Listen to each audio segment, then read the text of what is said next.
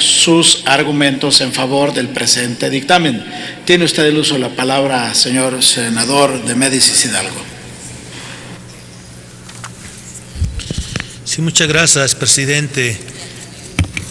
Con su venia, compañeros senadores, compañeras senadoras. Este tema es uno de los más importantes que debiera estar tratando de manera cotidiana el Senado de la República.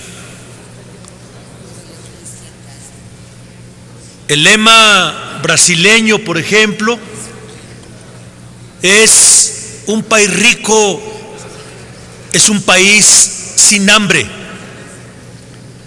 Y en ese sentido, aplicándolo a México, México es un país pobre porque es un país con hambre. A lo largo y ancho de la nación cabalga la pobreza. 62 millones de pobres. Y nosotros seguiremos sosteniendo, y llamo la atención del Senado de la República, porque una de sus obligaciones fundamentales es hacer que el pueblo recupere la alegría y alcance la felicidad a la que tiene derecho. Pero no va a recuperar la alegría y no va a alcanzar la felicidad a la que tiene derecho si no tiene el estómago lleno y hace 3 comidas al día, como lo señala la Organización Mundial de la Salud cuando define que tienen que ser alimentos sanos, suficientes y nutritivos. Es verdaderamente lastimoso cuando conocemos las cifras, y es ahí donde el Senado tiene que poner el dedo en la llaga. No falla, compañeros senadores, compañeras senadoras. Si hay pobreza, hay hambre. La pobreza y el hambre son hermanas inseparables. Su otra hermana inseparable es las enfermedades. Si hay pobreza, hay enfermedades. Y si hay enfermedades, no falla. Si hay pobreza, hay hambre. Y si hay hambre, no falla, hay enfermedades. Y un tema que, por supuesto, el gobierno de la República no quiere abordar las causas de la inseguridad, porque están precisamente las causas de la inseguridad en el hambre, en las enfermedades. Este cuadro plantea que mientras un jefe de familia no tenga dinero para comer, tiene que buscar la forma de alimentar a la familia. Y entonces, compañeros senadores, compañeras senadoras, ya no le importa si el dinero es legal o es ilegal. Y eso es lo que el Senado de la República tiene que analizar de manera muy precisa. Por eso miles de nuestros compatriotas son carne de cañón de la delincuencia organizada, porque no tienen lo más elemental para sobrevivir.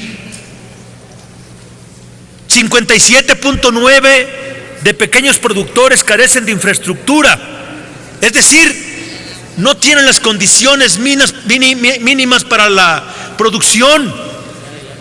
Caminemos el Estado de la República, que ustedes me digan, desde las Baja Californias hasta Yucatán, vamos a encontrar que estos pequeños productores de menos de 5 hectáreas siguen abriendo las entrañas de la tierra con caballos flacos, con mulas y con uno que otro viejo buey, porque no les toca tener tractores que la Zagarpa reparte para los más poderosos de este país.